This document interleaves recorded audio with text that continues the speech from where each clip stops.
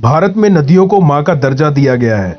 नदियों को बेहद पवित्र माना गया है। उनकी पूजा होती है, दीपदान किए जाते हैं। खास मौकों पर नदियों में स्नान करने की परंपरा भी सदियों पुरानी है।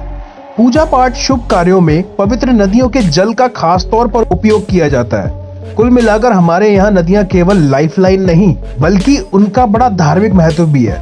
लेकिन हमारे ही देश में एक ऐसी भी नदी है जिसके पानी को लोग हाथ तक लगाने से बचते हैं।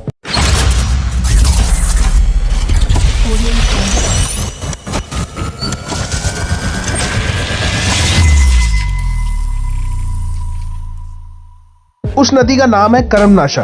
हिंदू धर्म में गंगा नदी को सबसे पवित्र नदी माना गया है, लेकिन सरस्वती, नर्मदा, यमुना, शिप्रा आदि नदियों का भी बेहद महत्व है। इन नदियों में स्नान के महापर्व कुंभ आयोजित किए जाते हैं। वहीं उत्तर प्रदेश की एक नदी कर्मनाशा के पानी को लोग छूते तक नहीं है।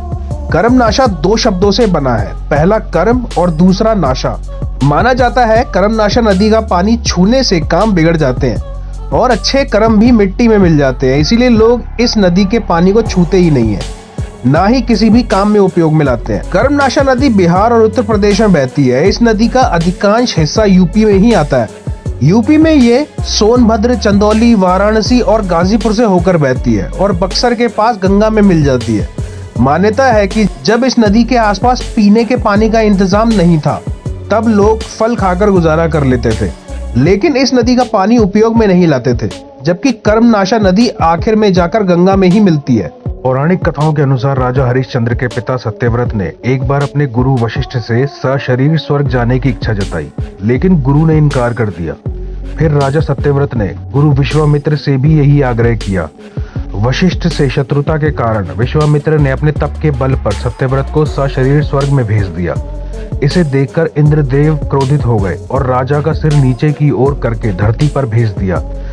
विश्वामित्र ने अपने तप से राजा को स्वर्ग और धरती के बीच में ही रोक दिया और फिर देवताओं से युद्ध किया। इस दौरान राजा सत्यव्रत आसमान में ही लटके रहे, जिससे उनके मुंह से लार गिरने लगी। यही लार नदी के तौर पर धरती पर आई। वहीं गुरु वशिष्ठ ने राजा सत्यव्रत को उनकी धृष्टता के कारण चांडाल होने का श्राप दे दिया।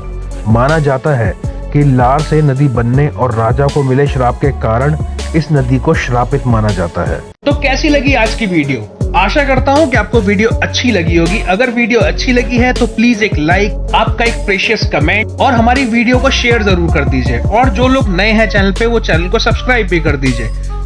तो इसी के साथ ज्ञान बांटने से बढ़ता है और छुपा के रखने से कम होता है। फिर मैं मिलता हूँ आपसे अगली वीडियो में। तब तक के लिए बाय बाय, टेक केयर, नमस्कार।